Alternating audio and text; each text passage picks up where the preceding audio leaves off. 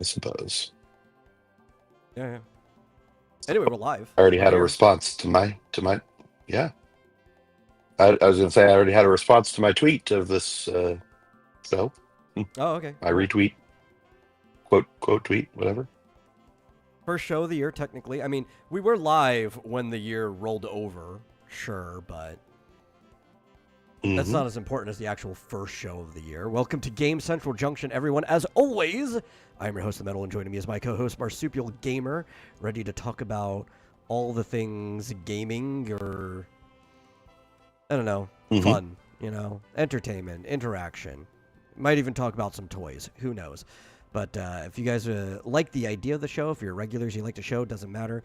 Go share it out with some other people, get more people in here. And if you really enjoy yourself at any time, feel free to give a donation to streamlabs.com/vomitorium live. Really helps us out. And with that, how you doing today? Because I haven't seen you like all Good. day. I saw you walk out the door, and that's it. Yeah, which was actually later than I had planned to. I noticed. Yeah. Yeah.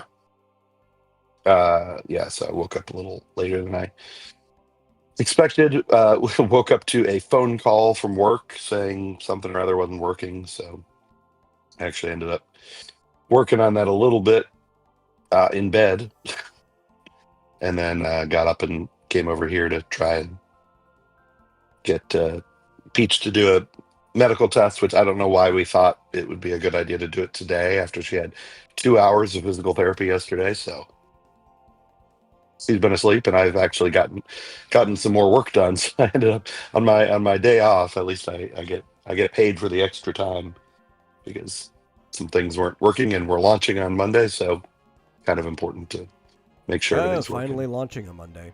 I know that was about the deadline that was given, but who knows when Supposedly, if you're actually going to reach it or not, right? I actually talked to someone at work today who was like, "I don't think we're launching on Monday." Like, well, we'll Roll it see. back. Yeah, we have to. We do have like if the one we're working on isn't ready, I have an alternative. Maybe I'll be like, hey, we could launch this on Monday. This is ready to go. Yeah, I We won't mean, get into that publicly. yeah. But Anyway, I've been yeah, I've been doing fine. Just relaxing that's good. That's on good. my supposed day off. Yes, but looks like there's a certain game that is doing pretty well. Oh yeah, because I sent you that earlier. The monthly revenue came in for like mobile games and gotcha games and stuff like that. And the one at the top of the gotcha carts was not the one we're talking about. There's actually the one at the top of the gotcha charts was Love in Deep Space again. As expected, Mm. people want to pull for their husbandos. It's funny too that like everybody talks about the waifu stuff, and the husbando game is the one that's like crushing all of them, and has Hmm. been consistently since it launched this year. And then we Yeah. had numbers 2, 3, and 4 were the big Hoyo games. In order, it is depending on what adjustment multiplier you use to for China's Apple numbers, because you can't get the revenue for that. Um, some people use a 0.5 adjustment. Some people use a 1.75 adjustment on the Android number. But so depending on which one you use, Hmm. either ZZZ's first, and then Honkai Star Rail. If you use the 1.75, if you use the 0.5 adjustment number, Honkai Star Rail is the next one, and then ZZZ. And then after that is Genshin. I actually did really well this time. I was gonna say like ZZZ is like almost triple the the prior month. Oh yeah, it's up there. It's pretty high. Um, Went from 20 million to 58 million. Jesus. yeah. Well, people were excited for Miyabi coming out. But then if we go down all the way to Yeah, 15, and the one that you were talking about, depending on what adjustment number 15. I you see it at. Oh, I see it at 9. not well, again, it's going to depend on what your adjustment number. It might be as high as 9 if you do the different adjustment, right? So a lot of people are using the 0.5 adjustment because it seems to be tracking with the reported revenue on platforms such as like Bilibili, which is like the YouTube for China, and there's a bunch of people who are locally reporting there.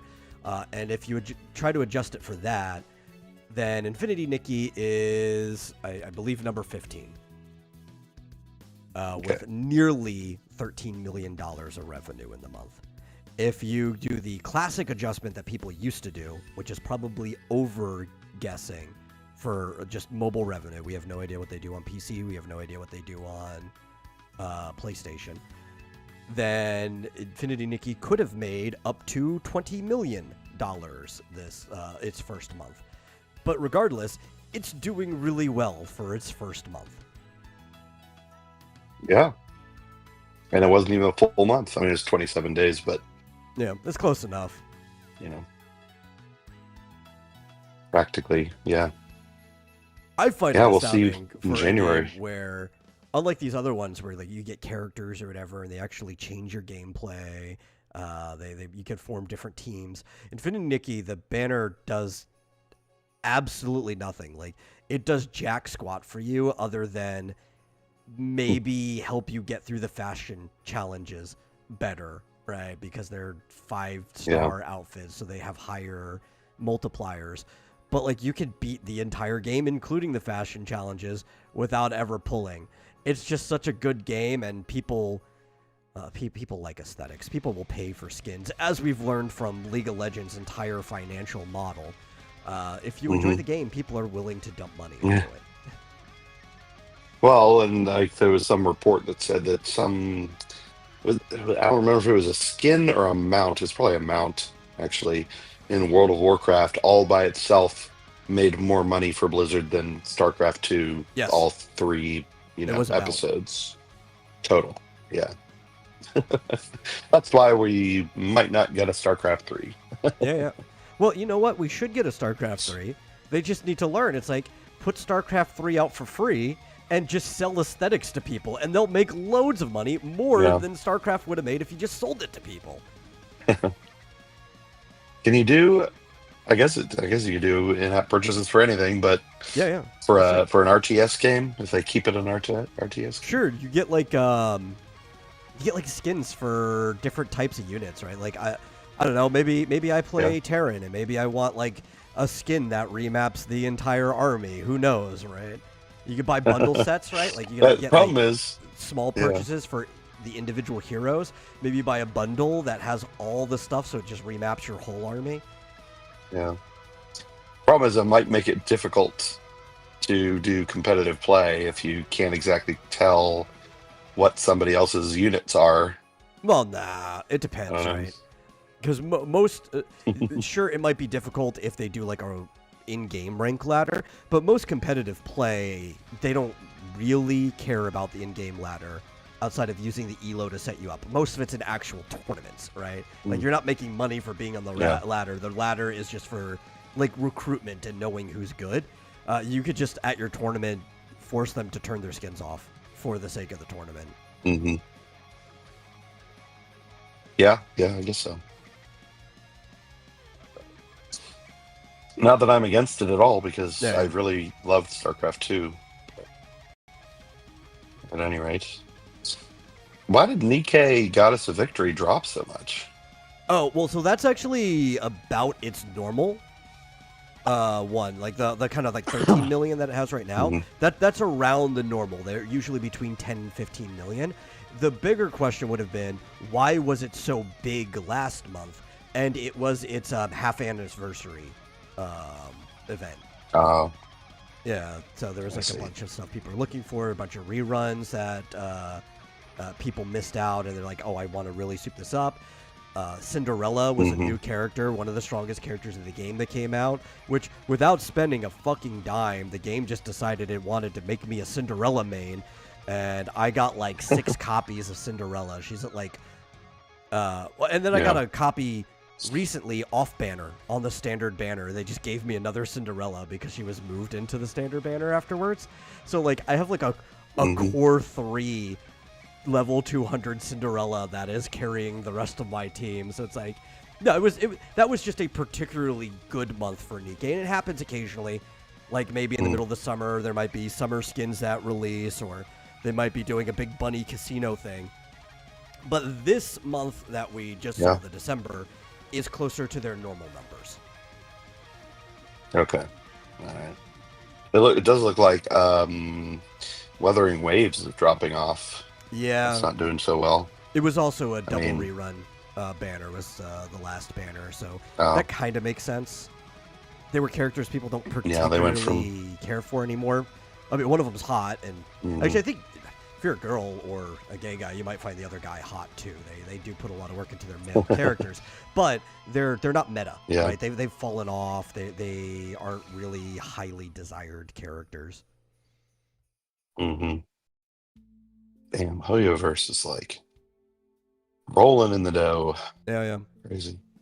What's crazy is that And how is the Sparkle crossover really didn't do that much for Honkai Impact 3rd. yeah, In fact, they went doesn't down. look like it. Vita was highly anticipated, who was the banner before Sparkle. So you expected that one to do good. You just didn't expect Sparkle to do worse than Vita. You thought that would bring a lot of people over. Didn't really. I can't Yeah. complain. I enjoyed it. Oh, that's interesting. So I got a reply from somebody saying that Pippa lost her mind over Azure Lane. Is it because they tripled in revenue, or because they had Maybe. something? I big? don't know. I don't follow Azure Lane too much. I know Pippa plays it. She likes her her warships that have been personified into waifus. She even has like an Azure Lane like alt skin or like accessories for her model where it has like the cannons and stuff on the side. But I don't. Oh, is that what that's from? Yeah. I don't really follow the game too much, so I don't know why it's doing its ups and downs, like why it would triple its revenue out of nowhere. Maybe there was a crossover or something. I couldn't tell you. It's a one that always goes up and down, and it definitely, a lot of these like really waifu centric games where it's not even basically like the core gameplay that's driving it will really matter on just like what event is going. That's why like Nikkei can have those spikes like that, because it's like, oh, is it a summer banner with swimsuits or something? A lot of these games, people call it Dekai games, which I explained to you what that meant recently. That's Dekai is like the largest size that in Japanese for breasts. It's like after opai. Like Brown Dust 2 was doing really just good like on the charts, and that's like the most recent what you would call like a Dekai game, even though it's Korean. But I mean, Nikkei is Korean as well. Why can't I? Hold on. Oh, now I can't. That's weird. X is weird. Yeah. I was trying to zoom in on it, and I can't zoom in. Looking at the what's it called again? The Which one? the report, Oh, the report? whatever it's called. Well, so a lot of the data comes from Sensor Tower, though a lot of people don't use the Sensor Tower site Sensor anymore. Tower. But it's the mobile revenue report, and specifically the one that we see is the one that has been filtered for games that qualify as gacha games. I see. Yeah. I just can't believe Puzzle and Dragons is still up there. Yeah, and it's like one of the original gacha games, if you consider, right? Yeah. Like, the fact that it Oh, yeah. actually had a I used to play gachapon that. in the game. Yeah, you throw the eggs in the mouth of the dragon and it spits out something. What was the one that you mentioned before that? Brown Dust 2. Which is one of the Oh, ones there I it actually is. played Okay. too. And it's doing pretty well for itself. For what? Yeah, another that one, that just started this year. According to Sensor Tower, what is that? quadrupled, no, tripled, quadrupled. I don't know. 1632. Yeah, almost quadrupled I could tell you why too. from the previous month. Bunny skins. That's Okay. why. It's bunny girl Uh, skins. Yeah. yeah, that'll do it. Oh. I asked this person why Pippo was going nuts about Azure Lane, and he said, I have no idea. But linked me to the video, so Yeah, I guess I'll have to watch that Pippa later. is kind of manic, so like, who knows what would trigger her? Yeah. Yeah. He could go nuts for any She could be reason. going nuts over anything. Oh, I got a grilled cheese sandwich. Ah. Some guy complimented Go my nuts about that. sneakers. Now he's gonna want to kidnap me. You know, like who knows what's going on in Pippa's head? Yeah. So yeah, so Infinity Nikki, somewhere between 12 and 20 million. Yeah. So I don't know. Did I mention this on Monday that I don't know if I did. Hero Hey, no, maybe it was last night or whenever you were streaming Yeah. last. That Hero Hey has a video where it was called the most offensive game of 2024 because really for no other reason than because it's lacking in diversity. Oh yeah. So Yeah, I think that was during the early parts of the New Year stream that was said. And it's weird. It's like, yeah, it's lacking diversity, but it's not like the characters in Infinity Nikki are particularly white or anything, right? They're Chinese. They're vaguely Chinese. They take place in a weird fairy tale world that kind of somewhat feels European, just because that's what a lot of people map fairy tales to. But when you actually look at the way the characters are sculpted, they have like these sharp Asian features. They're made by Chinese people. Even if they have like blonde hair or anything, like some characters do, or some of them might have some blue eyes. They have like these thin, dark eyebrows. You could tell that they're trying to imply that the hair's been colored, which is like with Nikki. Nikki's naturally got pink hair. Even in her world, she's considered weird. People point out, no matter what you change her hair color to, that she's this pink-haired girl because that's like an oddity. But when you change her hair, it's supposed to be like if she dyed her hair or whatever. When you change her eye colors, it literally contacts because most of the people just have naturally brown eyes because you're surrounded by Chinese people. It's like, oh boy, the Chinese game is filled with Chinese people. What a shock. Yeah, well, the people who complain about this sort of thing don't understand anything.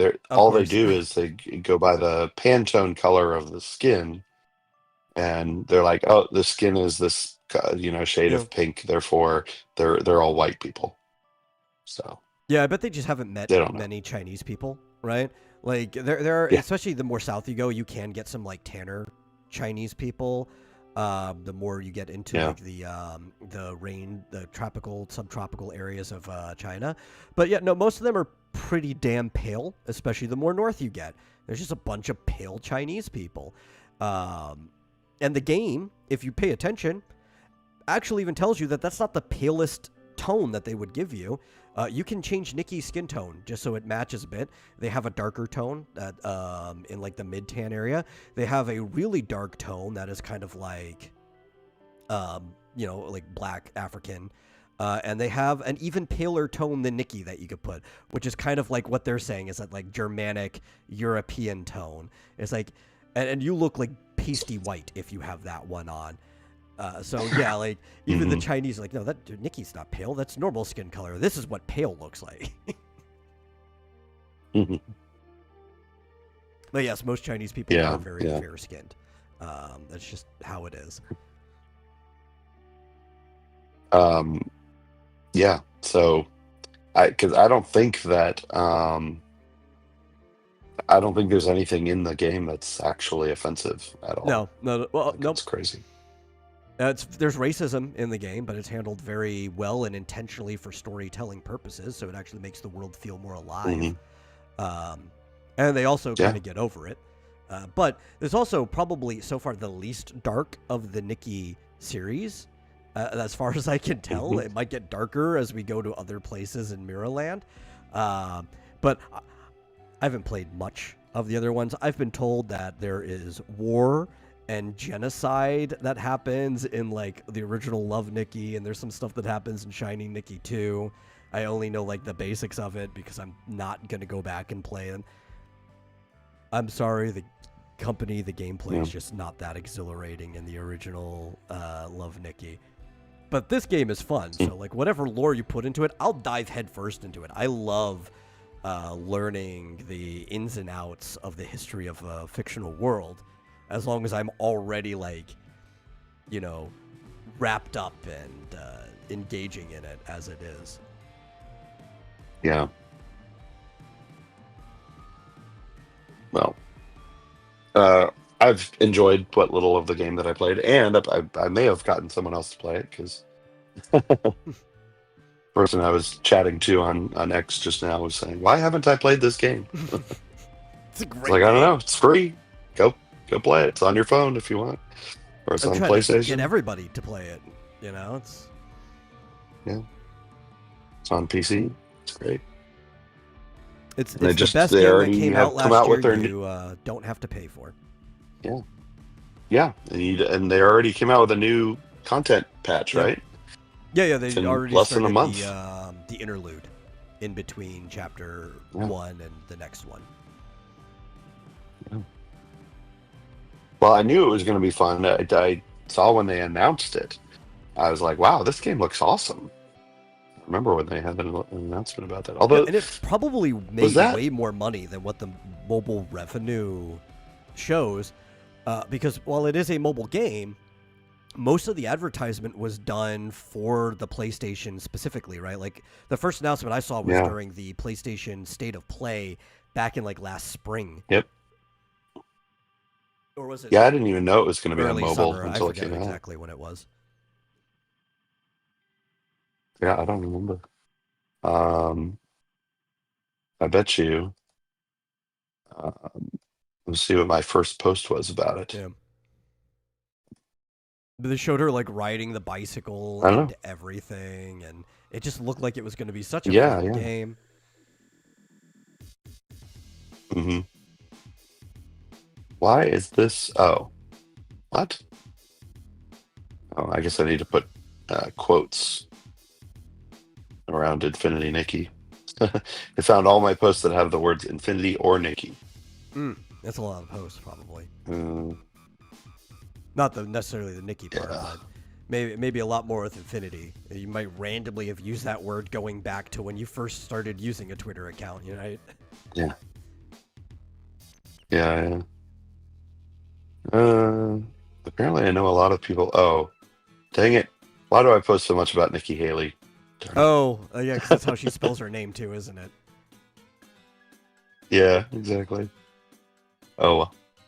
But anyway, yeah. Whenever the first state of play was, when they showed a bit of gameplay, I was just like, oh wow, that looks really good.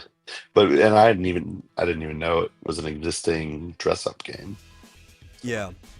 Well, so let's even like I say best game of the year that you don't have to pay for.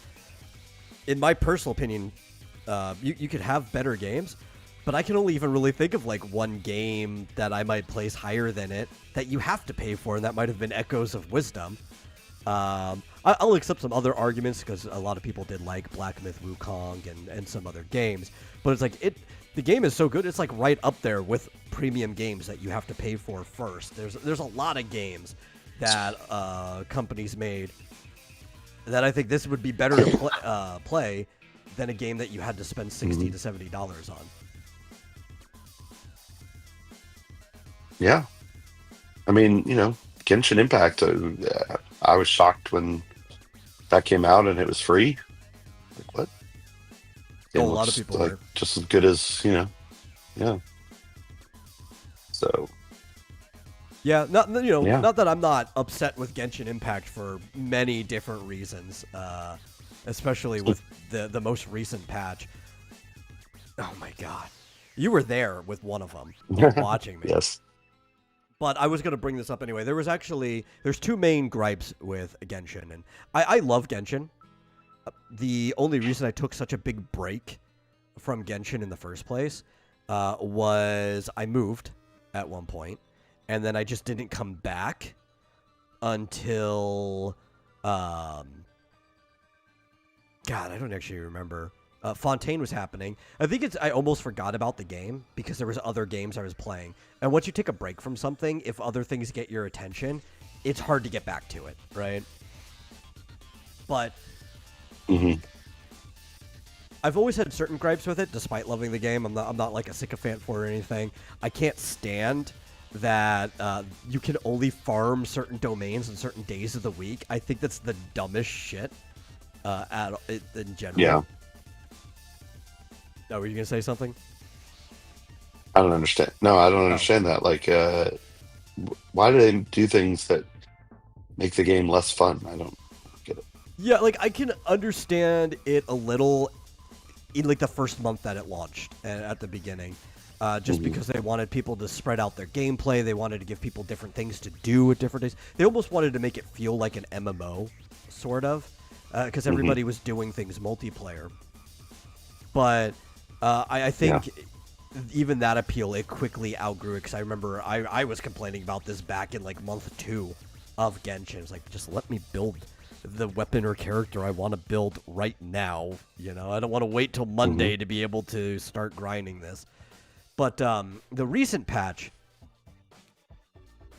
they did some pretty bad things, I would say. Like some pretty bad market choices that might get them a lot of money, but are deceptive and manipulative of the player base. One of them being the fact that they put 2 new characters on the same half of the patch, like 2 banners on the same patch half, so that you don't get to choose whether you're pulling the new character or rerun. It's both new characters. One of them is the Archon, they're super important for the story. Like, you have to go and meet every single one of the 7 Archons. So all the Archons usually sell well. You know people are going to pull for that. But then the other new character is like the best support for that character. So you're kind of like really relying on FOMO to try to get people to pull both characters, which there's a chance I might end up pulling both because I got the Archon very early in the patch. But like, I've already resigned. If I don't get the other character, so long, farewell. I don't care. No money is going towards that. Yeah. And they're giving like a bunch of free pulls and stuff for the Lantern Rite, but because of the way the patch schedule works, that it's not going to be until after these 2 new characters are gone. And then it's a double rerun during Lantern Rite. So it's, I guess if you miss the characters, that's cool. But otherwise, I think most people are just going to be saving the pulls that they got from Lantern Rite for the next new character, whenever the hell that is. Yeah. Yeah. Was it Genshin that was giving away a ridiculous number of pulls or something? Wasn't there some contest? No, that's Star Rail. Right. Oh, okay. Yeah. The Star Rail is currently, it's at the start of 3.0, which is going to be soon enough. Is going to be running like a lottery system, where for 7 days it will give you a choice. Like each day there'll be a choice, and you can either pick 100 of the Stellar Jade now, and the Stellar Jade is just the in-game pull currency. Supremo Gems in Genshin, Polychrome in ZZZ. They're the same thing, they just have different names for them. You can either get 100, or you can basically buy a lottery ticket where it will either give you 50, so half of what you would have gotten guaranteed, 600, or you could possibly win 500,000 Stellar Jade. And 20 people will win 500,000 Stellar Jade. It's like put into the pool. And that's like 3,000 pulls if you happen to win that. That's like you could just go and maybe even more than one. You could just go E6 a character, get like the character and then all 6 dupes you need afterwards if you had 3,000 pulls. Or, you know, you could be smart about it and just save it over time and not have to spend money, or even worry about getting every single piece of jade built into the game over that next period. Mm-hmm. I hope whoever wins it actually posts on social media, because you always wonder if anybody actually wins this shit. Mm-hmm. But yeah, the other thing that Genshin did that pissed me off was the way that it handled the end of Natlin. Now, I liked Natlin overall, even after playing it. I thought it was a fun area. There'll probably be some other stuff we do. Mm-hmm. There's still like a couple post Natlin patches that will happen. There'll be like a summer event before we end up moving on to Snezhnaya probably by the fall next year. But that boss fight really just pissed me off while I was playing it, right? Because they hyped this boss up, and normally I don't like the fact that they kind of spoil stuff in their live programs. They get you to watch the live program by giving you codes for the in-game pull currency, but then they go and spoil the fucking story while you're watching the live program. And I was like, dude, I know it's a hype boss, but I would have been even more hype probably if I'd saw the boss for the first time while I'm playing the game. And then when you go to actually fight the boss, like getting up to it was pretty fun. There's like this spirit way and a bunch of stuff you're doing with the different dinosaurs, and that was kind of cool. But I went to fight the boss, and it's more cinematic than mechanic. There was a part where I was struggling to figure out what to do because it just wasn't obvious to the words that they were putting on the screen. And I couldn't die either, right? Like, it just kept refilling my health. And, like, maybe I would have learned faster if you actually killed me. If, like, I was actually punished for... Yeah. But it's like, no, it's just here. Well, we're just going to let you sit here forever until you figure out what you're supposed to do. Yeah, and, like, well, in the first round, it was very unclear if you were supposed to lose. Like, it was... Yeah, it was like a scripted loss. Seemed almost like a scripted... Yeah, because it was like, okay, you're doing hardly any damage. You're not able to heal. Yeah, I was slapping it like a wet noodle. Yeah, and it was like... And I hate it, because I've had that in other games where I'm, like, trying to heal like crazy, using up my healing items. And I'm like, oh, wait, did I just do that for nothing? Am I supposed to lose? Like, it's frustrating. Well, apparently, like, if you're gonna say, could heal itself. But even reading the text of the constellations and the skills before going into the fight, it really wasn't clear how that healing mechanic was supposed to work, really. I kind of stumbled upon it halfway through the battle. I was like, oh, well, if you do this, then I heal. Yeah. That was weird. Yeah. But that was the second half. The second part. The whole thing seemed frustrating because, like, the first part, you're not doing any damage and you don't really know if that's intentional or if you're doing something wrong. And then the second part, it was difficult to figure out how to heal. And yeah, but apparently I could have done that in the first part because it was the same character. I guess. Yeah, but you still weren't making any headway. But then I guess it did no damage. Like, the second, yeah. So the second one, you have a character that can do damage, but you got to make sure you got to figure out how to heal with this weird, different mechanic that looked complicated. And I mean, I guess once you figure it out, it's not. But even that, I didn't care about that. Like, when I actually got to the fight with the two characters, that part was kind of all right, because that felt like an actual boss fight. Yeah. It was that middle stage or whatever with the giant sword, and you have to, like, slash. And it's like, oh, there's a silhouette of the bad guy in the distance. That wasn't very obvious. That was the last stage. Was it the last? That was the last stage, right? Yeah. No, there was nothing after that. Oh, well, that was the only part that really frustrated me. Yeah, that's what I was getting to. Was the worst part was the ending. I mean, there's a final part where you just it gets knocked down and you just finish it off. But that third phase looked terrible. I mean, it was just like, number one, clearly you couldn't die because it just while you were trying to figure it out, it would just heal you automatically. Secondly, there was no it was, I had to like look it up what you're supposed to be doing. Like, what are you even Yeah, and supposed if to be you doing? didn't look it up, I think I And probably would then have figured out within like a few more seconds because I did eventually see the guy in probably, the background. But it's just like the words on the yeah. screen aren't very clear about what you're doing because they put like these circles on the other statues, right? And it was like, am I supposed to be Yeah. attacking these things?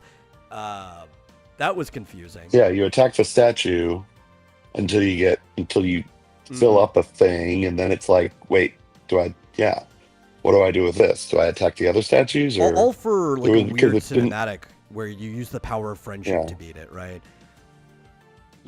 yeah, yeah. So that the two of you can swing the sword together at the nearly invisible flying dragon that's way off in the distance. Yeah. That if you don't, I think a you don't big know to problem. look for it, you wouldn't even know it was there.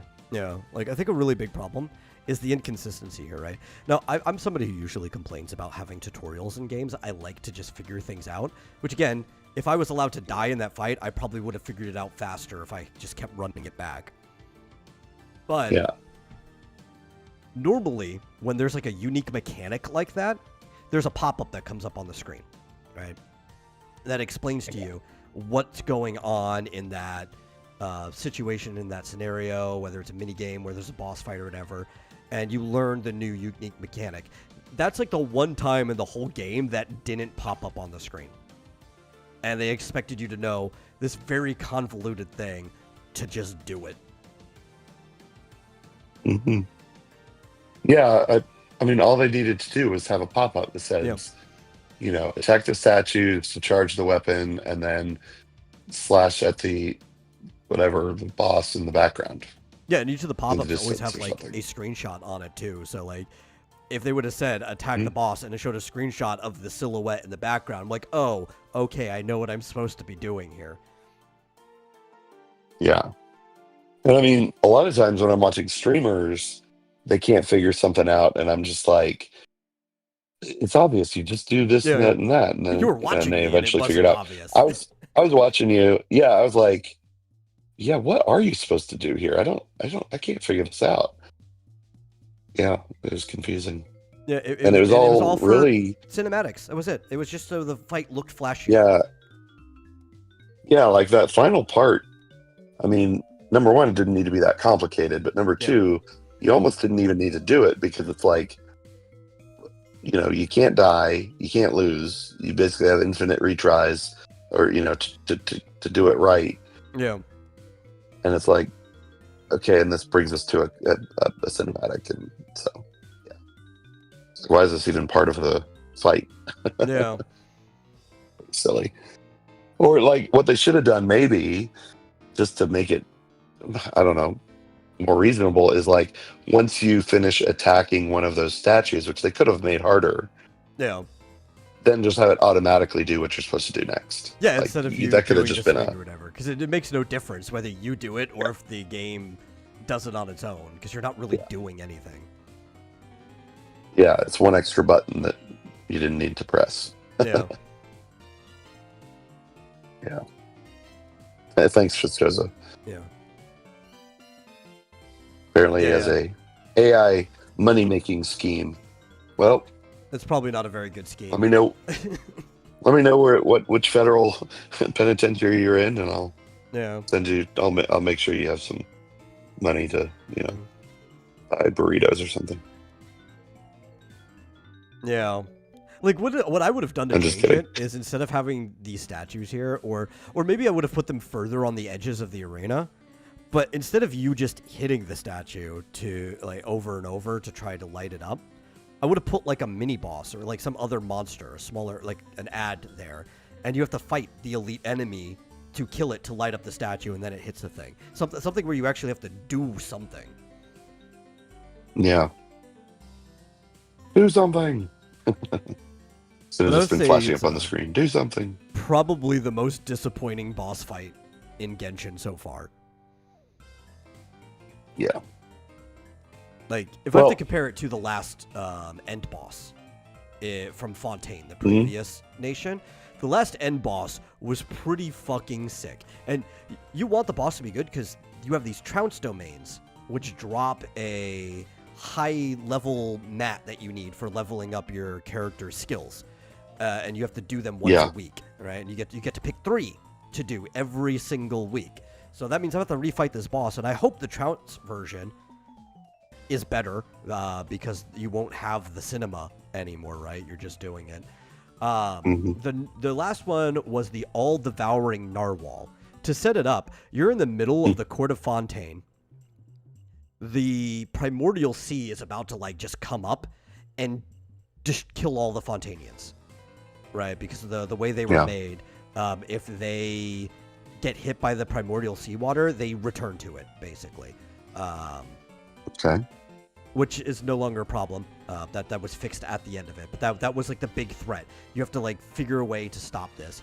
And in the midst of this whole event about to happen, this fucking interstellar narwhal just punches a hole through reality, right, from the void, and comes in and like eats you, and you're in like this voided space, and you have to fight it, right?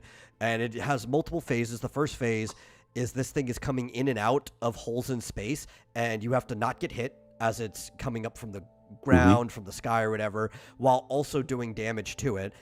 Halfway through the fight, it's going to eat you. It's just going to come. It's going to like black hole suck you in, Kirby style, and you end up inside its stomach, and you have to fight a mini boss inside the stomach. And then after you beat the mini boss, you get spit back out, and you kind of do the same thing. Like the narwhal's in a stun state, you can hit it, but it's not going to stay there forever. So you can try to kill it there, but if you fail to, it's going to recycle again. It's going to start doing the interdimensional thing where it's popping in and out, and if it takes you way too long, you might even get eaten again and have to fight that mini boss again. It's a really cool fight for what it is, and you actually have to try to win, because it's hard to die to the narwhal. It's pretty like predictable where it's going to come out. You can see space starting to shatter before it busts through, but it's pretty easy to die to the like dark chaos knight thing that's inside its stomach. Like it could kill you pretty easy if you're not paying attention.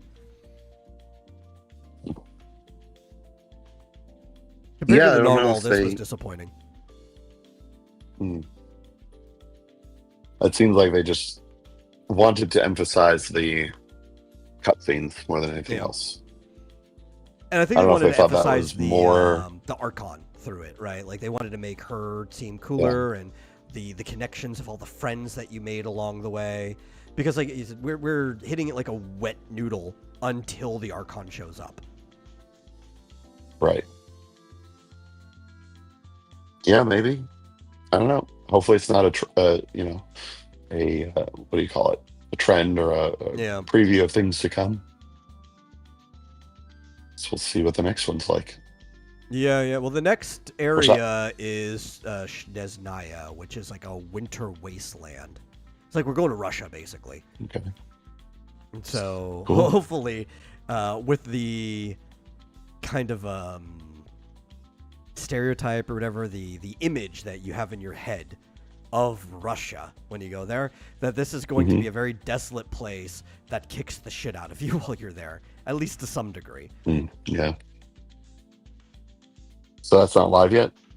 No. That's probably going to be, if I had to guess, late summer or fall, depending on how the patches line up. There's still going to be some other updates and patches in between there. There's always like post nation stuff to do. Yeah. And there'll probably be another Trounce boss in between there. Like after Fontaine, there was an Arlecchino side quest where you have to fight her, and that's one of the recurring ones. So that might even be a better boss to fight that isn't even like a main country boss after this. That will be way less disappointing. Well,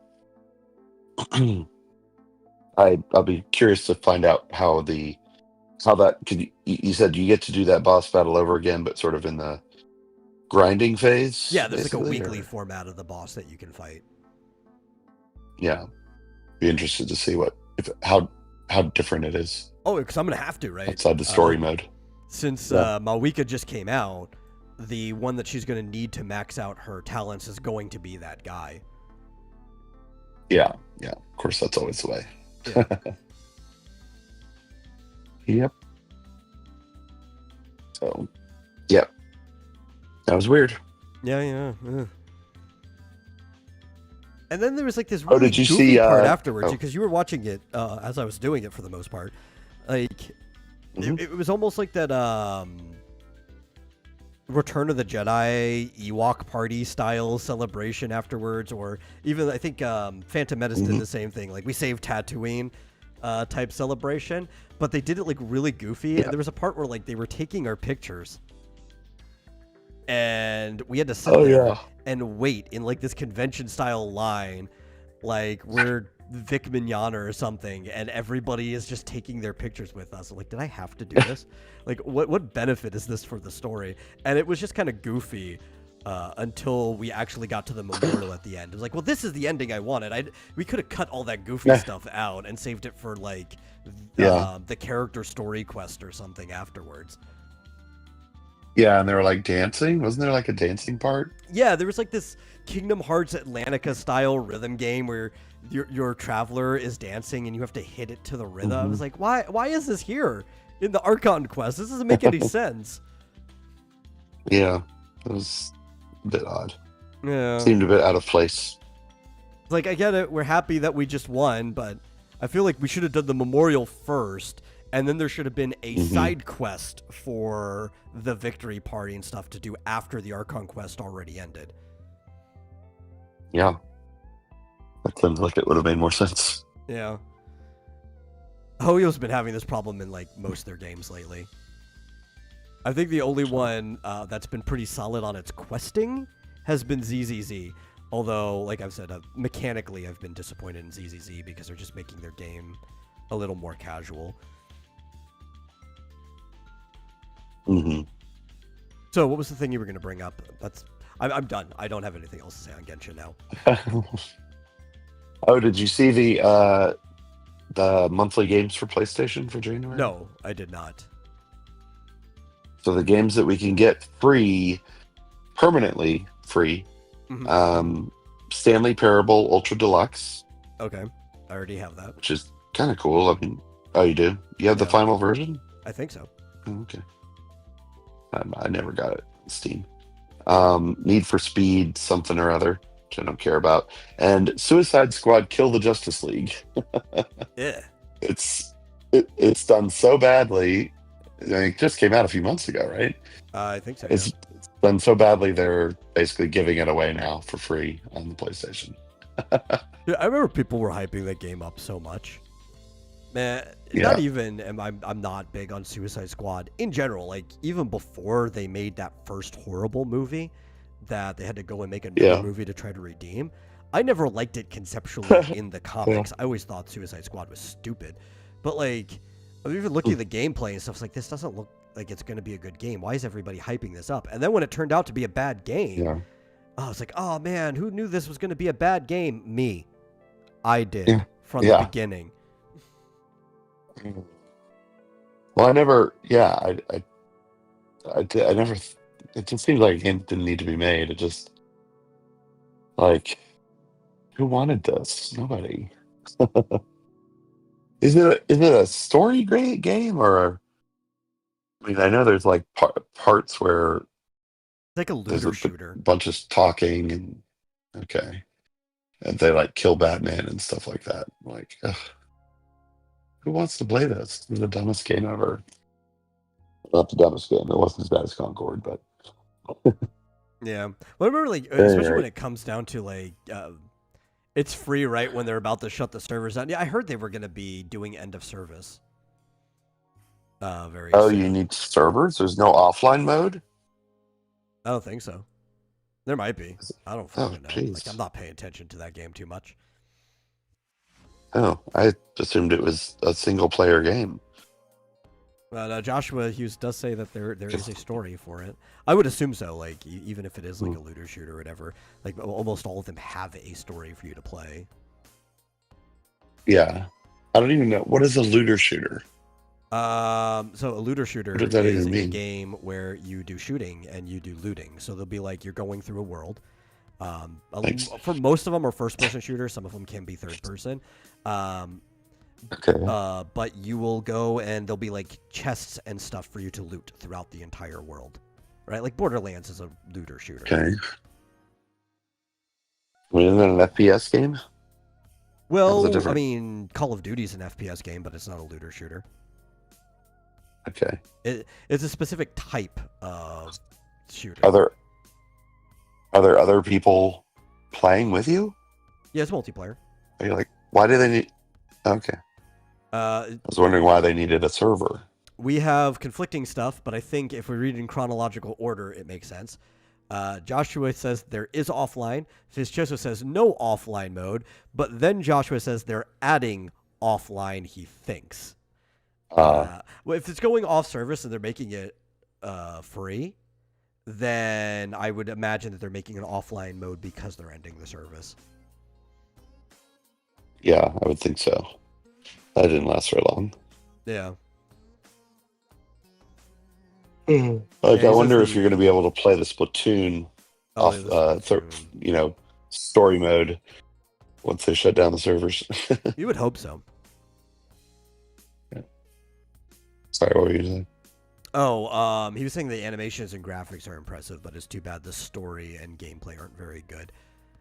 Which I would definitely agree. But Joshua wants them to go up against Raven and just get their asses kicked.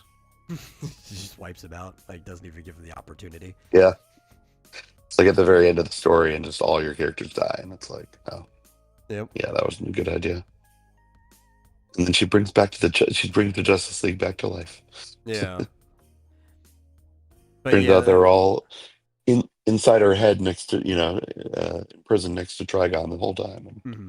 Definitionally speaking, So a looter shooter, there is a heavy emphasis on the looting aspect, right? So it's like the Halo isn't a looter shooter, but Destiny is. Yeah. Is that what you would call Stellar Blade? Well, Stellar Blade's not really a shooter. Okay. Yeah. A don't lot know of these looter shooters, newfangled in some ways, definitions. they are. Most of them have zones. They can be open world, but it's Mhm. kind of like making the open world equivalent of an FPS game, right? Which Fizchoso says Fallout 4 is a looter shooter, and I would probably agree with that because the older Fallouts, even the 2 3D ones, while there was looting involved, you really wouldn't recall, and it was in first person, you really wouldn't call it a shooter, right? It's more of just like a first person RPG that happens to have guns, while Fallout 4 emphasizes more on the first person shooting aspect and also looting around the world, right? So a looter shooter is kind of just like the open world equivalent for a first person shooter game. And a lot of times it's got some RPG mechanic, so it's like the action RPG equivalent for first person shooting. Okay. Gotcha. One of the earliest ones made a was comment. Rage. He only play looter shooters. That's right. Rage. Huh? I never played that. Yeah. Which the original Borderlands was basically just a ripoff of Rage. I see. Oh, Rage. Okay. See, I never played Borderlands. I never played Halo. Like, who is it that claims that I'm a gamer anyway? That's what I want to know. I don't know. Maybe because it's in your name. I don't play shitty games. I literally only play I play marsupial awesome games like Cal the Kangaroo. That's right. And that awful, what is it, 3DO game? Was it something Kangaroo Jack or whatever? They made a Kangaroo Jack game for 3DO. I mean, I'm sure. I think there was probably a PlayStation 2 Kangaroo Jack game too. If a movie was popular enough, they were going to make a movie tie-in game. I don't know if it was related to the movie. Maybe. I would assume so. I mean, it would be weird that they just Maybe independently came up with the name Kangaroo Jack. I don't know. It was maybe I've got the name wrong. I know that the the Angry Video Game Nerd, did a video on this game where you're a kangaroo and you do wear sunglasses, so maybe it was. But just like jumping around random locations, hitting things, and is really weird. I think it was on the 3DO. Yeah, the only kangaroo game Anyway, I know of, I've other never than played that Bear either. Baby being a Kangaroo Jack tie-in game, which I would believe exists, is Cow the Kangaroo, which you can get like a remastered version of it on Steam.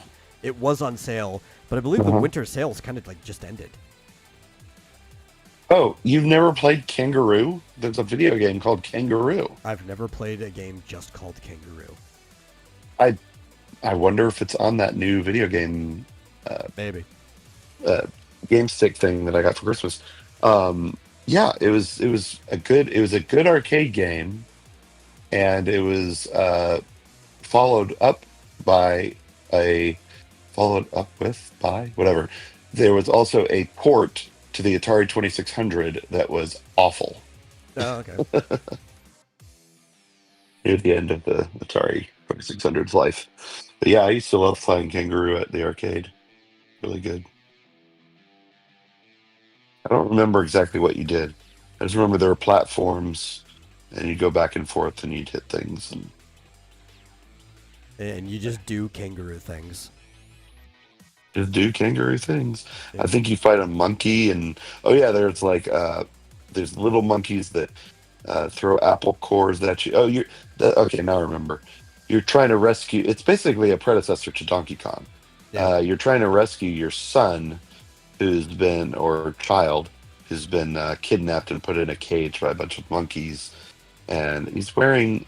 The little baby kangaroo has a blindfold on and boxing gloves. You play as a kangaroo in some of the side stages in, I think, Spyro the Dragon 3, Year of the Dragon. Oh, yeah? Yeah. You also play as a penguin with a rocket launcher and a jetpack in some of the levels.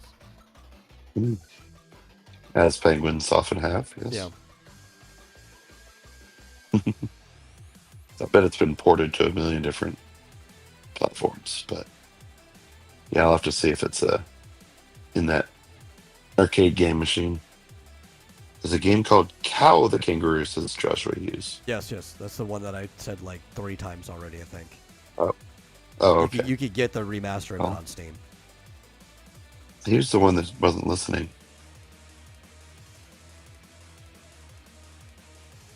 Oh, yeah, there it is. Yeah. 2022. Yeah. Oh, is that the remaster? I think it's a remaster. Or is that the... Oh. I don't remember. But you can get it on Steam. It's a Polish game. Okay. Oh, you're right. Yeah, it was originally came out in 2000. Yeah, that sounds right. Although it's not a on my wish remake, list. it is a sequel. Oh, it's a sequel. I thought it was it's the actually a remaster. Okay. No, it's the 4th sequel. There are 4 of them. Well, because they just on Steam, I have it on my wish list. It just calls it Cow the Kangaroo. They don't put like a subtitle or anything. I just assumed it was a remaster of the original game. Apparently not. I guess they're pulling a God They of went War with the they're just naming it the same as the original because it's been like it had been like 16 years since the third one came out. So apparently there are even spin-offs. There's one for the Game Boy Advance. Mm-hmm. Wow. Neat. Listen, I think the coolest spin-off game on the Game Boy Advance, right? Which I think almost nobody remembers that these games exist, is that 2 games that were PlayStation-centric had Nintendo versions, and there were these dual Game Boy Advance games where Spyro the Dragon went to Crash Bandicoot's world and vice versa. Yeah. Okay. It's like the weirdest idea. It's like a crossover, except they switch. It was kind of like when Nickelodeon made Timmy Turner and Jimmy Neutron go to each other's world, but the video game equivalent with two games that had no association with Nintendo, but it was on Nintendo's handheld console.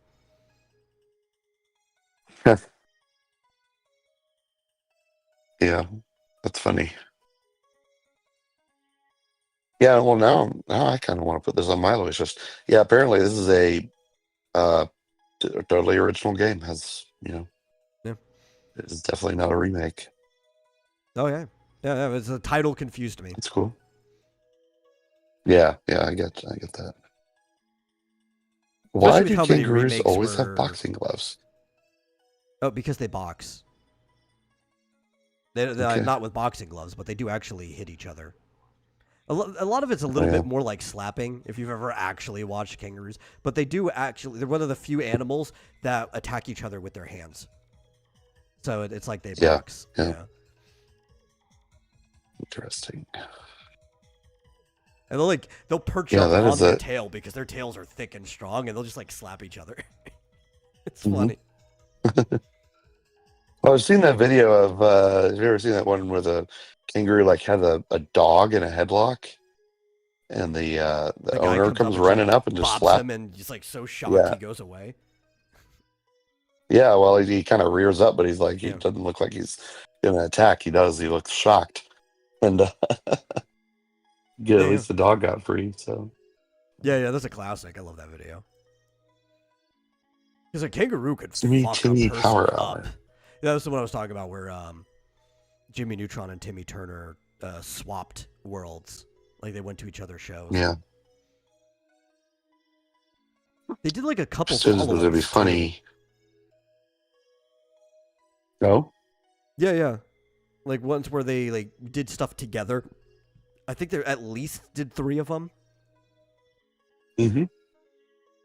Interesting. Seen any of those, but I haven't kept up with my Fairly Odd Parents Yeah. lore or what have you. So that it'd be funny if there's a game where you're an Australian penguin. I mean, Well, that'd be weird. I think most penguins are Australian, aren't they? I don't think so. Don't they usually live in the Antarctic? Yeah. I mean, the natural populations of penguins. Apparently, there is a breed that still exists in South Africa, but there might have been more in the past. But pretty much the habitat for penguins is Antarctica and South America up to the equator. I see. I think there are some in Australia though. There might be. I don't know if they're That's native. pretty to it, though. close. I'm not sure. That's just not in my knowledge. I remember seeing penguins, and I thought it was in Australia. It might be. It was a long time ago. Can't remember. Yeah, But I do know so it's most home to of the several penguins. penguin species. Okay. I know a lot of the penguin species outside of South America have gone extinct, though. But yeah, I guess there are still some in Australia and New Zealand as well. Yeah. But anyway, And honestly, none of them are actually I don't know penguins, to be honest. Right? Like, unless the fact that we colloquially call them penguins, I mean, they are now the true penguins. But there was an older species of now extinct bird that was originally called penguin. And people mistakenly thought that the penguins that we call penguins now were the same type of bird, even though they're not really closely related to each other at all. Kind of like how we call mountain goats, even though they're not actually goats. But because the original species is extinct, I guess these are the... No, they're not goats. It's a misnomer. So I guess these are the only penguins we have. Maybe that makes them the real penguins, right? Yeah. So what was I doing in Skyrim when I kept trying to get up the mountains? Was I mountain some unknown extinct animaling? Kidding. But yeah, no, mountain goats are not actually goats. It's just a name. Okay. There's a lot of animals like that where we call them one thing, but they're not even like closely related to the thing we call them. Like the hagfish. Yeah. Well, okay. Yeah, Go on. that's it. What's up with the hagfish? It's not really a fish. Oh, okay. I see what Yeah. you're saying. Yeah. Well, I know Though that they've also, renamed a lot of. Go ahead. I was gonna say also, fish isn't really a thing from a biological standpoint. There's a lot of Oh, things we call come on. fish, right? So, but a lot of them aren't even closely related. So All right. like, it's more of a heuristic terminology than like a biological thing. Yeah. Yeah. We don't need to get too pedantic Yeah. here. I was just, Yeah. I was just gonna say a lot of the fish that we eat have been fished to near extinction, and they've started to rename some other, uh, I guess, less appetizing sounding fish. Mm-hmm. They renamed them to something more, I guess, delicious sounding, so that they can fish those instead and serve them to us. Yeah. Yeah. Like I Oh, know even there was Fish some Joseph brings kind up of a good point, fish that right? had, Like, starfish has the word fish in its name, and starfish aren't fish. yeah, it was something I can't remember. There was some fish that had the word slime in the name, and they changed the name. Well, we're constantly genetically modifying things and cultivating things. Like, there's a fish you could buy from the store called tilapia, right? Now, if we want to know what Yeah. tilapia was originally, tilapia are any number of different species of fish, somewhat closely related, that live in the Tilapian River. But because we have taken out the fairly near relative to cod that was there, and have factory farmed it, Hmm. there is a specific fish that used to live amongst many tilapian fish that we now call tilapia. Yeah. Well, apparently hagfish are also known as slime eels. Yeah. So, yeah, was it tilapia that it used to be one fish, but then we either ran out or they became too rare, so they changed the name of some other fish to tilapia. More or So they less. could, They're kind of the fish. The tilapia that we eat now is basically a GMO. yeah.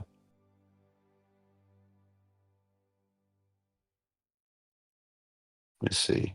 I don't remember where I was hearing about this, but yeah. Apparently, most of the fish we eat is not. But it is different from what they used to be years Yeah. and years ago, like only like 20 years ago. Well, even like the type of cod that most of us eat are such a GMO that if you were to catch like a Hmm. wild cod from the ocean, it would taste very differently. Yeah. Oh, okay. Here we go. All right. Not that this is the right show for this, but since we're on the subject, Yeah. the Chilean sea bass Okay. used to be called a Patagonian toothfish. Orange roughy used to be called a slimehead. Ask yourself, would you Spotted eat something called a sunfish was toothfish? yeah, probably not. Chilean sea bass sounds very fancy though. Yeah. Let's see. Spotted sunfish used to be called stump knocker. Mm-hmm. Yeah, there's several others. Oh, mahi mahi used to be called a dolphin fish. Yeah. Uh, I think I even remember that one Nobody too. knows. It's because a lot of people like dolphin fish. I don't want to eat dolphin, even though like they're not dolphin. So Yeah, they went with a name of a local fish in one of the Polynesian languages. yeah, yeah, and it looks nothing like a dolphin. Yeah. Oh, and sea urchin used to be called whore's egg. Seems appropriate. Yeah. Fish also asks, why don't we make GMO land creatures yet? What do you mean? We always have been. Dogs are GMOs. They're just through selective breeding. Yeah. Cows. The original, was it the Auroch, I believe is how you say it. It's like AUROK or whatever. The thing that cows Hmm. came from doesn't exist anymore. All we have left of them is our cows. Yeah. I could, yeah, the whole dog thing Yeah. drives me nuts when people are like, oh, we have to have this species or that species. I'm like, they're all the same species. Or Yeah, I they're guess all they, Canis you know, lupus. what are they? Yeah, I guess people get hooked, real worked up about certain breeds. Yeah, Mostly yeah. like pit bulls, Dude, and I'm most of these like, breeds aren't even like okay, if 100 all the years pit old. You bulls, know? yeah, all the pit bulls in the world were left, were spayed and neutered, and we didn't Yeah, have any more. Okay, but they're all still dogs. We still have dogs. It's not. We yeah, didn't really lose anything there. yeah. You know, like That's mutant true. people. Oh well, I'm gonna tell you. Yeah, I mean, Most people have mutations. I know it's not what you're thinking, all but people have some most people, mutations. yeah, pretty like 99% of people have some type of mutation to them throughout their lifetime. Some of them are born Yeah. with some mutations. It's how genetic diversity occurs. I was only born with two wisdom teeth, and both my parents have all four, or had all four. Yeah, pit bull genocide. So Yeah. that was weird. Most geniuses Mhm. are mutants, right? Because most of the high IQ is a mutation for the most part. Now, there's some level of inheritability, so it started as a mutation somewhere, but there's a lot of like, if you are a first generation genius, that's a mutation. Yeah. Problem is, it seems like the more intelligent you are, the less likely you are to have kids, Yeah, it seems that way. or likely to have fewer kids anyway. But yeah, some of these Um, things too, like pit bulls would probably be fine just because of their jaw strength. If you let them off into the wild, like they'd be able to eat. But then, like we talk about some of these smaller dogs, like a pug, right, or a normal bulldog, which has a high jaw yeah. strength, but it doesn't have the ability to scavenge, especially with how small its body and how fast it tired out. Like without humans taking care of them, these dogs would just die. They have no Yeah. survivability on their own. What about Chihuahuas? Oh yeah. I mean, they would be okay scavengers compared to some of these other ones, but they're also so small. Like they'd have to actually pack up, or else owls are just going to take care of them within like the first month. Yeah. Yeah. No kidding. It's so tiny. But because they're all dogs, right, and dogs Uh, can tell that they're dogs, you wouldn't get like just packs of individual breeds. They would all kind of just pack together, right, mhm. for the most part.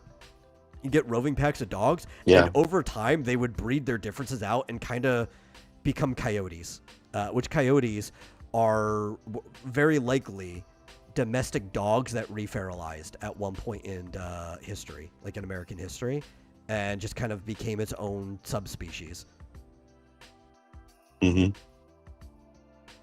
So that's what would happen to all dogs. If Yeah. humans disappeared, the surviving dogs would probably just, and maybe even breed with coyotes and wolves and stuff, but they all their differences would ultimately kind of like equal out the stuff that doesn't really help for survival over generations and generations, and they would just end up looking like coyotes and wolves again. Mm. Yeah. I mean, Yeah. I just took Peach's Chihuahua out for a walk, and he said hi to a really big, looked like a golden retriever. Yeah. They only sniffed noses. They didn't sniff each other's butts or anything like that. But I'm sure they would be happy to be in a pack together, hunting feral cats or something. I don't know. Yeah. Fisher says, I thought coyotes were just an in-between wolves and foxes. There's a few different ideas of what a coyote might be, but it very, very likely they're just once domestic dogs that referalized and made its own subspecies population.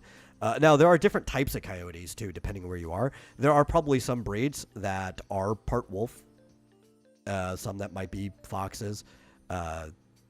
It's a mess out there. It's hard to actually pin any of this stuff down Yeah. because there's nobody actually watching and documenting all of this stuff all the time. A lot of it's just best guess.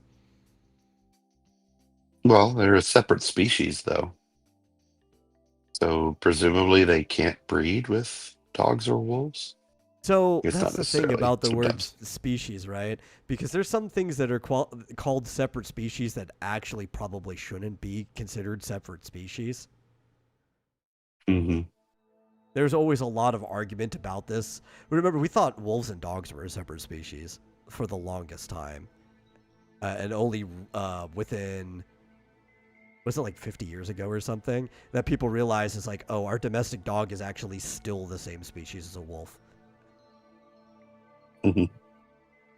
Oh, yeah, I stand corrected. Apparently, coyotes, despite being predated by gray wolves, sometimes mate with them Yeah. and produce coy wolf hybrids. Yep. So really, they're probably still just Canis lupus. They're just a subspecies of it, like a different breed. Yeah. Oh, and they can also mate with dogs. So, Yeah. Well, we would assume okay. that anything that can mate with a wolf can probably mate with a dog. It's not entirely sure because form has a lot to do with that.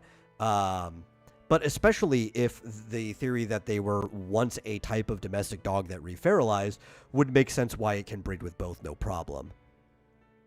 hmm In fact, the eastern coyote is actually a coyote wolf hybrid uh, in West Virginia, near the Virginia state line. Or I guess in West Virginia and Virginia. That particular picture was taken in West Virginia. Anyway. Yeah. None of this has anything to do with the topic of the show. It's fun though. I always love talking about science. Yeah. I have. Well, we can talk about what's the name of that game where you play as a wolf? That's they're coming up with another sequel or something. A game where you play as a wolf. Um, Oh, you're talking to the one. I don't know if you'd call it a wolf. Technically a dog, but again, they're the same thing. The one where you play as the Japanese sun god Okami. Okami, yes. Yes, Okami was announced that we're actually finally, after decades, at Okame 2. Mm-hmm. Because anyway. yeah, we can talk about that. Because I don't think we actually talked about it on the show because we've been missing a few Game Central junctions, like we didn't do the one last week. There was a nice Christmas gift where Capcom, and specifically Hideki Kamiya, who used to work at Capcom and then he went to go work at Platinum Games, they put out an announcement that they're opening back up Clover Studios, which was the studio that made games like Okami, Beautiful Joe, God Hand, and a few different things. And they're starting back up with Okami 2. And to me, that's exciting. I liked the idea when Kamiya joined Platinum because they basically gave him an offer. They were a newer studio, and they're like, "Hey, you're going to be the head director. You're gonna have all your say and stuff like that. Creative freedom." And over time, they kind of reneged on their deal, sort of. And he even was getting tired of it, and he left because really the only thing he got full control over was Bayonetta from the beginning, and now they're going to continue doing Bayonetta without him. And he went into what he was calling semi-retirement, where he was just going to go and have fun and everything, like a lot of the older devs did. But that was before Capcom offered to open back Clover Studio and let him work back on the projects that he lost the ability to work on because Capcom owned the IP. And so, like, I'm excited. Maybe we'll finally see a God Hand 2 after Okami 2. That would be cool. Maybe we'll see Beautiful Joe come back. Yeah. Maybe. That would be, oh man. That would be cool. I miss these games.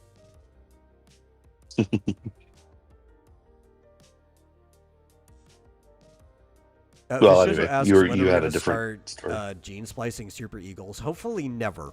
That's all I'm going to say on that. I don't know why we would even need Super Eagles. That sounds awful. To combat the drones? I don't know. I don't think we can make Eagles strong enough to combat drones. Well, maybe it's to fight against Sauron or something. Yeah, I don't know. Like the fact that we can just remote pilot a Black Hawk helicopter, like what we can even make to fight that, right? Yeah. McDonald's did another Evangelion post. We'll have to talk about that on Monday. Yeah, I keep seeing those, and they're pretty hype. I don't even Mhm. like Evangelion. I think it's overrated, but I think the posts are hype as fuck. I'm glad they're doing this collaboration. Yeah, that's pretty cool. Yeah. Elon Musk retweeted it or retweeted a thing about it. Anyway, Oh, you had a different story. oh, I do have some stuff pulled up. Originally, I was just gonna say let's talk about the games that we played over the holidays and maybe some we're looking Oh yeah. forward to, but we only have like 10 minutes left on the show, so we could just talk about some random stories that we pulled up instead. Oh well, I didn't Unless you have something you want to talk about. know. Well, I could talk about what you just said in Yeah, that yeah. I did finally beat Cat Quest 3. Yeah, you did. So yeah, it was a weird ending. I wasn't sure because apparently there are two endings. Supposed good ending and a bad ending. But I'll tell you, the good ending looked bad. I mean, it wasn't bad, but it was like very ominous. There was talk of an Armageddon or a Catmageddon. I don't know what they called it. That I think was Should be an Armacatin or something. yeah, something like that. Yeah. But I'm guessing that it's a what do you call it? Foreshadowing to Cat Yeah. Quest 4. But I thought at first that maybe I got the bad ending, but apparently that was the good ending. So yeah. So finally beat that. I do need to play through New Game Plus or whatever that you unlock after that, Yeah.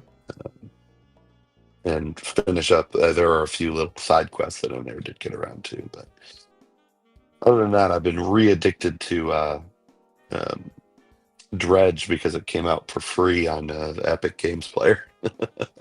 Yeah. I think you were But I do need to basically get back playing to it almost the whole time that I was doing the Archon quest in Genshin. yeah, pretty much. Yeah, it's very addictive.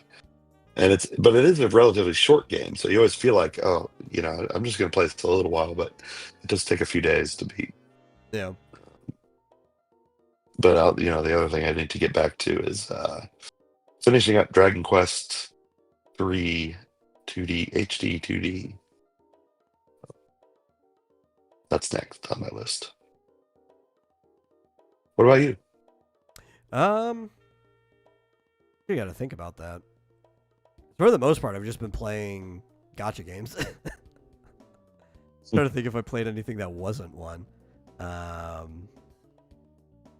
need a haircut. I didn't even remember to log into Animal Crossing to do Toy Day. Yeah. Yeah, I completely forgot to Oh do no. that. No, we could time travel. I You haven't can played time that in like travel. 4 or I 5 ain't weeks. doing that. I'll wait to miss I it probably again next should. year. Yeah, where was I with that? You know what I need to do actually is log back in and start doing more of the Happy Home Designer stuff, because that's really the only content that I haven't really gotten around to. So Yeah. that'll be fun, potentially, or not fun. I don't I know. was gifted a couple games by different people. One of them I've already played before. I'm like, thanks. It's been on my wish list to play again. I just have absolutely no idea when I'm going to force myself to play Chrono Trigger again. It's a great game, but it's Yeah. also one of those games that, like, once you've 100% it, it's like, wait, do I really want to play it again? Like, yeah, but do I want to play it I was seeing more than a that. game I haven't played before?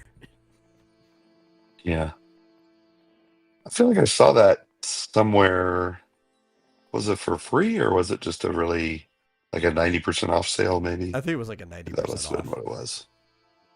Yeah. Yeah, that's nice. Yeah, I never actually played that all the way through to the end. I've only played like the first 25% of it.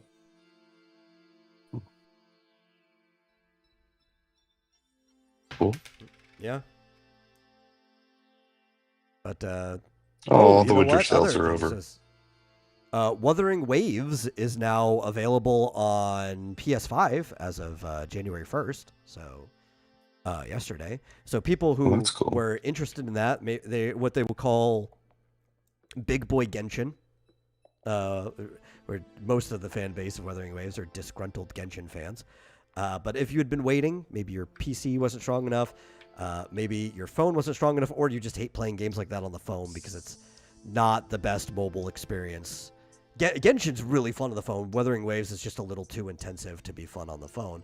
If you've been waiting, it runs perfectly fine on the PS5. Like, you don't even notice. It actually might run better on it than most PCs, even current ones, just because it's been optimized a bit more. So you can go in and you can play Wuthering Waves on the PS5 now. That's cool. Maybe that's why it hasn't been doing too well in the No. sales list. Well, again, it was also only January 1st, so that was December sales. I guess maybe if some people like, I'll put the game Yeah. down and I'll start it back up again, sure. But I think it's just because they did double rerun last banner. I think that's the real reason. Oh, okay. Well, you know what else I don't think we've talked about is My Side. Oh yeah, I don't think we talked about that at all. Yeah, that's a big hit. Especially, I imagine it's mostly because Asmund Gold played it. Yeah. But I saw Pirate Nation posted a tweet on December 31st pointing out that Dragon Age the Veilguard, which presumably cost hundreds of millions of dollars to make, the all-time peak on Steam was 11,165 players. Yeah. Currently around 8,000. And My Side, which was made by two guys in Russia, Yeah. basically With like $20 in a for the bottle of cost vodka. yeah, basically for their time, they probably didn't pay themselves at all until they released the game, has an all-time peak of 23,000, more than twice as much Yeah. as Dragon Age. And currently playing, at least when he posted this, was over 23,000. So it may not have even hit its peak. It may be higher now. I'm betting more and more people are playing it. And because they weren't trying to two rip guys. people off, they were trying to make something they were actually interested in. They managed to do something in just like a year of making that Yandere Dev failed to do in 10. Yandere Dev. Yeah, the guy behind Yandere Simulator, the game that never came out, that a bunch of people threw their Kickstarter money at. Oh, yeah. I don't think this was ever on Kickstarter or anything. No, they just made it. Made it. It also goes to show you, if you want to dedicate the time, you too can just go out and make it. Yeah, definitely. I mean, it's a very simple game, but it's a horror game where you get sucked into a like basically a dress-up game. Funny because the Steam page says the game contains murder scenes, also present blood, corpses, and dismemberment. But the protagonist is a super cute anime little girl called Mita or Maita. Yes. Yeah, I don't know, but given that it was Russian, I would guess it's his Meta. Like Maita, but you just barely pronounce it. There's a lot of Russians. It's like just Maita. Yeah. So yeah, and she brings you inside her game, hence My Side. So. Yeah. Actually, there's a visual. What's funny is there's a visual on the Steam page that I've never seen in game that looks almost like Portal 2. It's weird. But at any rate, one of these days I'll have to play it. Started playing Elden Ring. I did say people could come in and tell us what they were playing. I would like to know. And yeah, he's been playing Elden Ring. Yeah. Not a game of my own personal interest, but a good game nonetheless. So it's always good to see people are playing good games. Yeah. I still feel like if I decide to get back into that game, I should just start over. for the Dude, yeah, just go like put everything into Magic, go full in summons, and just let them do half the work for you. Yeah, just make it easy for myself. Yeah, my side, it's called MI, I think it's a capital S IDE. Yeah.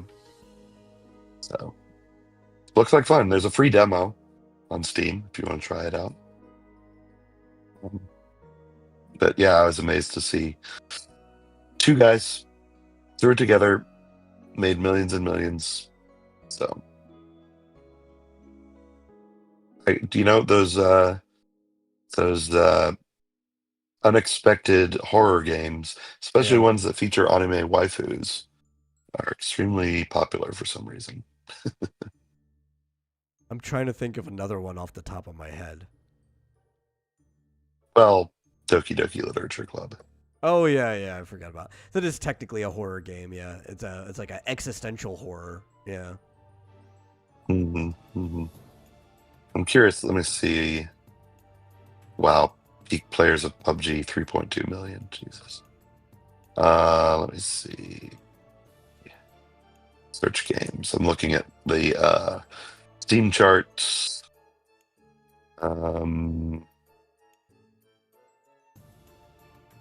Current players 7,000. Yeah, all-time peak actually hasn't changed. It's 23,637. So, yep, pretty popular. Speaking of PUBG, randomly picked it up. I guess I can mention this before we go out. So this last year, Tango Gameworks, which started up in the year under Xbox Game Studios, but then was like killed near the end of the year. They're the people who made Hi-Fi Rush.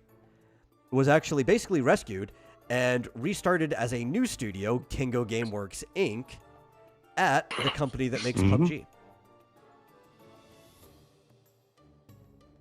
Oh, cool. So yeah, people who liked Hi-Fi Rush, maybe they'll see more games they liked because the devs were saved. Yeah, I had no idea that PUBG was apparently the record holder for geek players of all time. Oh yeah, at least on Steam. You know what the second massively popular game. highest is? No, I actually don't. But I think I did It's at one point. Black Myth Wukong. Yeah, I think we talked about it. Like, I know I did at one point. I just can't remember what it was. And I believe when it broke the record, we did talk about it on this show. Yeah. Well, it didn't break the record, but it got second. Well, it broke the record for highest single-player game. Now, we expected it was never going to be PUBG because PUBG has the record and is a multiplayer game where that's why it has such a high peak player base consistently. But it had the highest record for a single-player game, and it's number 2, which is impressive on its own, meaning it beat out most other multiplayer games. Yeah, beat out Counter-Strike 2, Dota 2. Yeah. Number 3 is Pal World. Which is also kind of a multiplayer game because you can play with other people in that one. Yeah. Joshua says it's not too difficult. Well, you know. Just over level.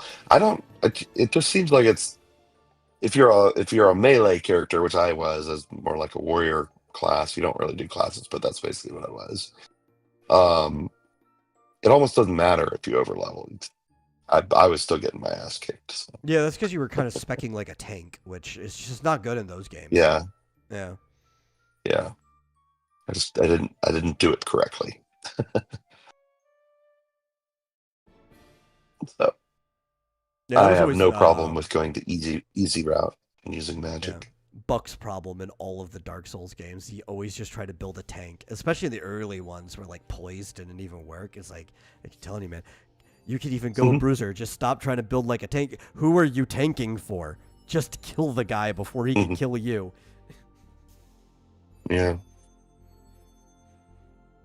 Well, I mean, I had trouble with... Yeah, maybe that... I don't remember if I was concentrating on armor or damage, but it just feels like it almost doesn't matter. You just have to... Yeah. I don't know. I guess damage is way more important in those games. Yeah. Oh yeah, yeah. Yeah. Yeah. Especially like the idea of just get good is like if you just dodge and don't take damage in the first place, you don't have to worry about it. Mhm.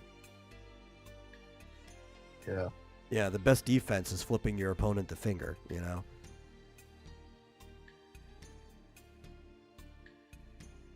But yeah, that's it for the show. First show of the year. Thank you Yeah. guys for showing up. Hope you had a good time. We'll definitely, we plan on continuing the show throughout the year.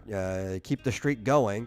So stick around. We'll see you guys on Monday for Super Serial Showtime. I'm going to try to get back into streaming games, maybe, if I could force myself to. But aside from that, yeah, get more people in here. Invite your friends. Tell them when we're streaming next. It's better if they're here live, but even if they just want to catch the replay, that's fine. And if you really enjoy the show, you can always give a donation to streamlabs.com/vomitoriumlive. Really helps us out. And we'll see you then. Bye.